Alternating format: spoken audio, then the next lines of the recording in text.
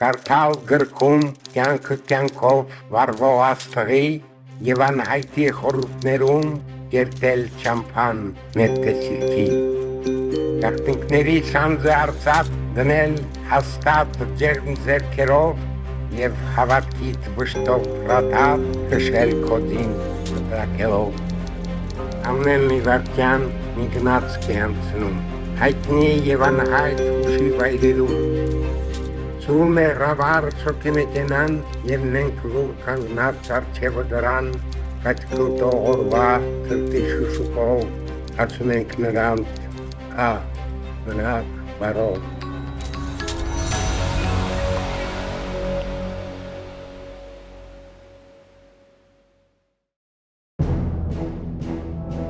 Դժբախտաբար վերահաս համաշխարհային պատերազմն ավերում է ամեն ինչ, լույս է տեսնում Մեհեանի միայն 7 համար։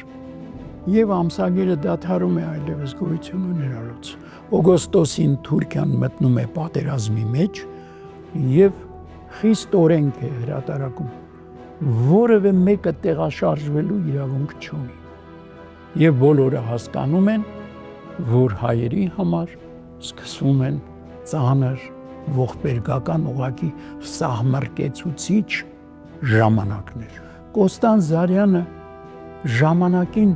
ճիշտ հասկանում է, որ պետք է երկրից հեռանալ։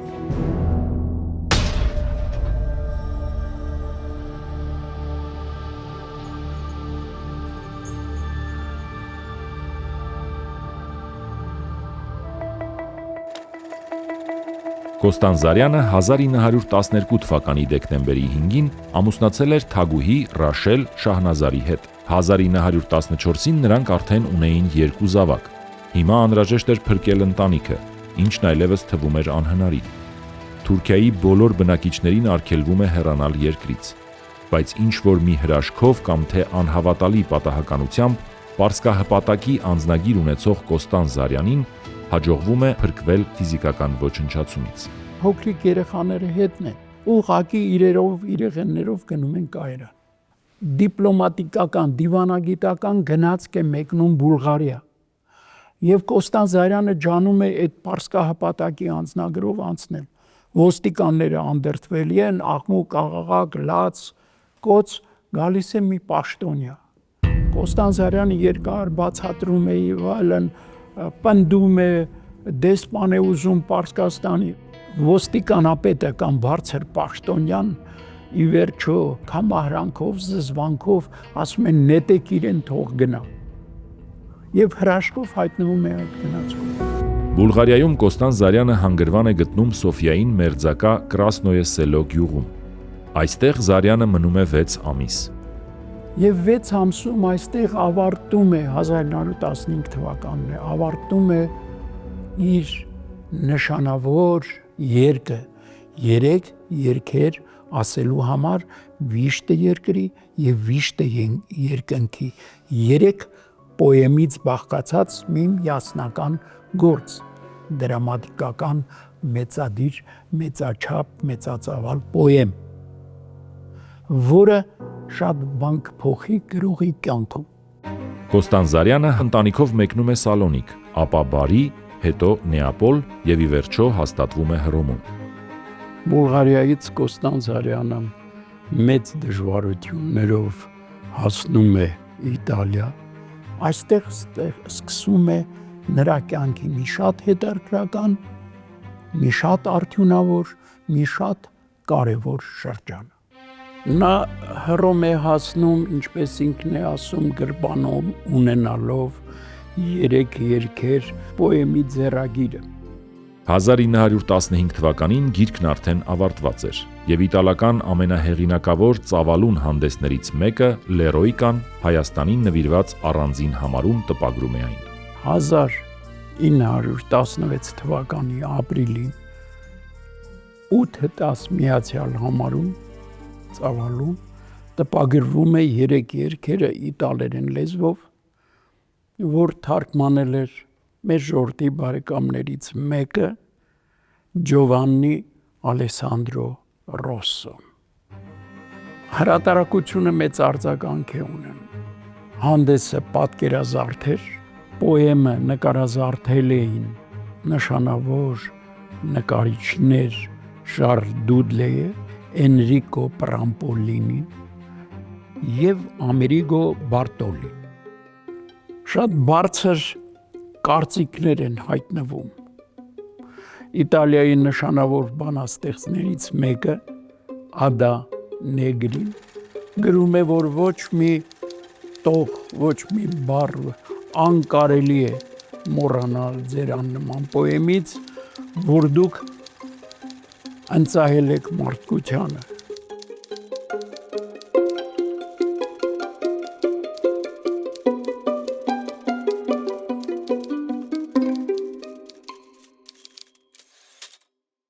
Եվ մենք պետք է երախտապարտ լինենք հեղինակին այս մեծ պարգևի համար։ 3 երգերի առիթով Կոստանձ Զարյանին ողջույնի ու մաղթանքների խոսքեր են հղում Ռաբինդրանաթ Թագորը, Միգել դե Ունամունոն և շատ ուրիշներ։ 1917 թվականի նոյեմբերի 2-ի իր նամակը Միգել դե Ունամունոն ավարտում է այսպես. Ձեր երգերում ես տեսա հուսալքության անկումը, որից հառնում է հույսը։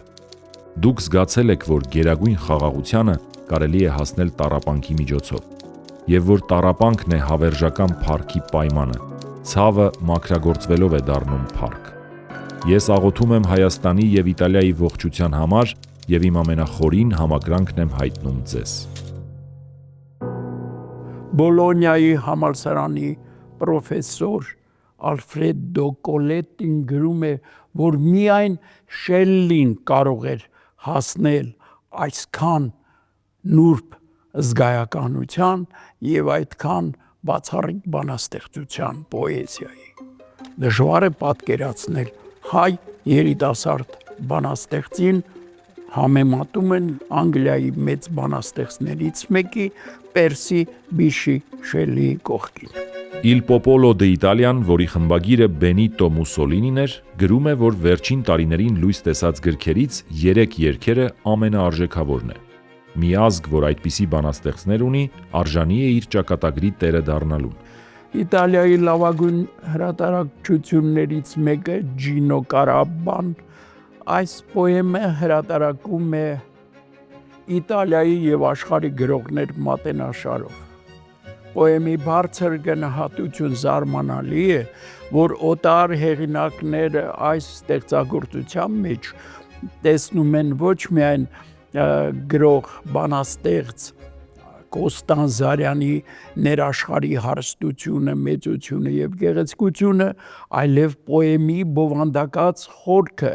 հայ ժողովրդի ապրած մեծագույն ողբերգությունը, որը ուրեմն այս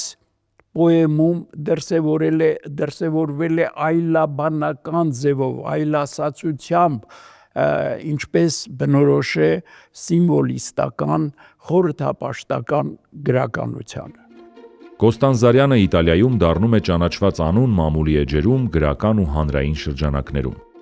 Ճանաչումն ու միջավայրը նրան մղում են յուրօրինակ գործունեության։ Գրողը ջանում է եվրոպական երկրների քաղաքական ամենաբարձր շրջանակների ուշադրությունը սևեռել Հայաստանի վիճակի վրա։ Այդ նպատակով մեկնում է Հռոմ, ունկնդրություն է խնդրում Բենեդիկտոս 15-րդ պապից, խոսում է հայկական ջարդերի և Հայաստանի մասին և հայցում պապի և քրիստոնեական եկեղեցու միջամտությունը։ Հասնում է ունկնդրության, տասնամյակներ հետո ինքը խոստովանում է, որ ավելի հուզված, քան պետք էր, խոսում է հայ ժողովրդի ճակատագրի մասին։ Մի տեսակ կարծեք թե պապին նրբորեն հանդիմանանքի խոսք ասելով, թե ինչու Հռոմը, ինչու Վատիկանը, ինչու Հռոմի պապը լռում է հայ ժողովրդի մեծ ողբերգության շուրջ։ Եվ այո, կարճ ժամանակ անց պապը իր հերթական ուրեմն կոնդակում խոսում է հայկական ջարդերի մասին և դատապարտում է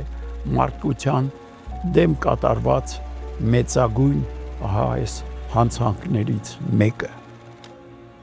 Այնուհետև Ֆլորենցիայում 1917 թվականին Կոստանձ Զարյանի նախաձեռնությամբ ստեղծվում է Պրո-Արմենիա կազմակերպությունը, որն իրոք հայանպաստ լայն գործունեություն է ծավալում, ինչին իրենց մասնակցությունն են բերում նշանավոր գրողներ, գիտնականներ, քաղաքական գործիչներ։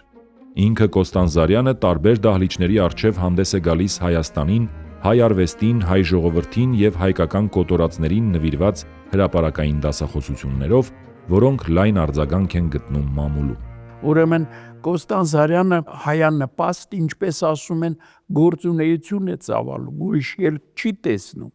Հետագային 1 տարի հետո Փարիզում լույս տեսնող վերածնունդ հանդեսը, որի խմբագիրը Արշակ Չոպանյանն էր, տպագրում է այս դասախոսության, ասենք, այս հրապարակային ելույթի համառոտ տարբերակը։ Կարճ ժամանակ անց, ուրեմն իտալերեն այսպես է մոտավոր թարգմանությամբ, լատին ժողովուրդների հանդես, ամսագիր։ Ահա այս ամսագրում իտալերեն տպագրվում է այդ ելույթի ամբողջական գրեթե տեքստը եւ սա նշանակում է, որ Կոստանձ Զարյանի խոսքը իզուր չի անցել, այն իր վրա մեծ ուշադրություն է գրավում։ Նրա առջև բացվում են նաև հասարակական քաղաքական շրջանակի դռները։ Որոշ ժամանակ Կոստանձ Զարյանի կյանքը կապվում է Ֆլորենցիա քաղաքի հետ։ Գրողի ժառանգների վկայությամբ Կոստանձ Զարյանը վարձակալում է նշանավոր Բյոկլինի վիլլան։ Դա մի շքեղ կառույց էր, որ կրում էր շվեյցարացի նշանավոր նկարիչ Արնոլդ Բյոկլինի անունը, որովհետև այդ նկարիչը այդ վիլլայի սրահներում 23 մեծադիր որմնանկար էր նկարել։ Ուրիշ տեսակ ձեռնարկումներ էլ ունի։ Քաղաքապետարանի հետ որոշում են, որ պետք է ոչ թե պատճենվի, այլ կրկնվի Միքելանջելոյի Դավիդը, նշանավոր արձանը, տեղափոխվի Երևան եւ դրվի Երևանի հրապարակներից մեկում։ Քաղաքական կյանքը, ծանր հանգամանքները թույլ չեն տալիս դա իրագործելու։ Այդ ծրագիրը մնում է անկատար։ 1919 թվականի հուլիսին Կոստանձ Զարյանն իբրև իտալական Il Nuovo Giornale, Il Secolo, Il Messaggero թերթերի հատուկ ներկայացուցիչ գործուղվում է Կովկաս։ Գրողը գլխովին տարվում է կովկասյան իրադարձություններով, քաղաքական թոհուբոհի, քաղաքացիական պատերազմի սարսափի ու տագնապների մեջ լույսի շող որոնելով իր ժողովրդի համար։ Զանազան լրագրերում մեկը մյուսի ետևից տպագրվում են նրա բազմաթիվ հոդվածներն ու թղթակցությունները Պոլսում իշխող տրամադրությունների, Փոքր Ասիայի քաղաքական իրավիճակի, թուրքերի անհանգիստ տեղաշարժերի, Դենիկինիի արշավանքի մասին եւ այլն։ Դրանք ընդարձակ վերլուծություններ են, շատ հետաքրքրական հոդվածներ եւ մեզ համար անսպասելի է, որովհետեւ բացում են նրա հետաքրքրությունների աշխարհը եւ մեզ համար իրոք զարմանալի է, որ սիմվոլիստ, խորհրդապաշտ բանաստեղծը ահա իջնում է առօրյա կյանք եւ թափանցում է իր ժամանակի քաղաքական, տնտեսական, մշակութային ամենաբարդ եւ ամենակարևոր իրադարձությունների խորքը։ Այս ճամփորդությունը դեպի Կովկաս նրան առիթ են տալիս գրելու իր լավագույն էսսեներից մեկը, որ խորագրում է Դեպի Արարատ։ Այն տպագրվում է 1920 թվականին Պոլսում լույս տեսնող Ոստան հանդեսում։ 1919-ին գալիս հասնում է Բաթում, հետո Բաթումից Երևան։